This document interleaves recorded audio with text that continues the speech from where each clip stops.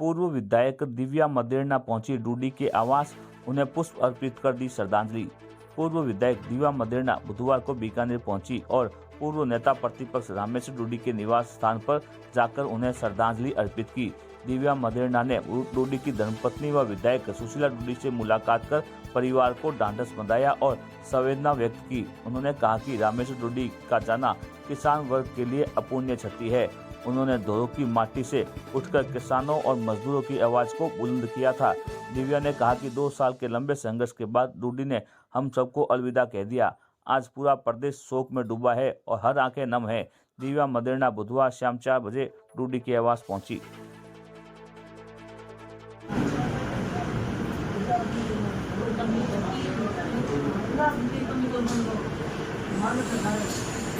बहुत दुखद घटना है, एक अपूर्णीय क्षति किसान वर्ग के लिए। आदरणीय श्री रामेश्वर डूडी जी को मुझे लगता है बीकानेर नहीं लेकिन पूरा राजस्थान गमगीन आँखों से याद कर रहा।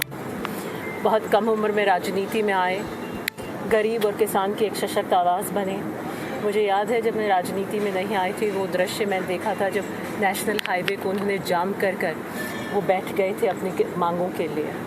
तो एक इन धोरों की धरती से उठा एक माटी का लाल, जिसने जो परिचायक बना गरीब की आवाज़ का, उसके आंसू पहुँचे।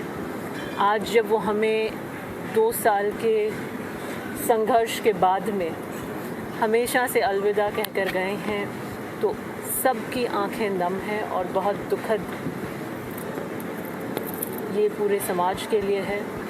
और मैं इस पीड़ा में जिसकी क्षति को कभी पूरा नहीं किया जा सकता है, उनके परिवार को इस दुख की घड़ी में संवेदनाएं व्यक्त करने आई हूँ।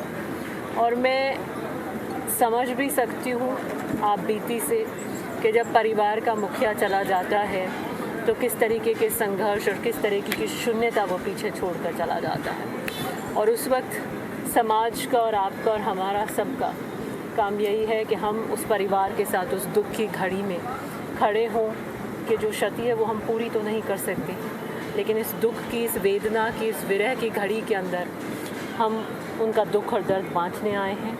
और इसी क्रम में मैं ये आशा करती हूँ कि रामेश्वर डूडी जी ने जो बीकानेर की जनता के लिए किया है, उनसे आने वाली पीढ़ियाँ प्रेरणा लेकर बीकानेर के लिए, किसान वर्ग के लिए आगे आवाज़ उठाती रहेंगी। उनकी विरासत हमेशा बीकानेर उनसे प्रेरणा लेकर उसे जीवंत रखेगा, यही आशा है। मैम, जयपुर में जो हादसा हुआ है ना, जयपुर में जो हादसा 2 में हादसा हुआ है, मैं सिर्फ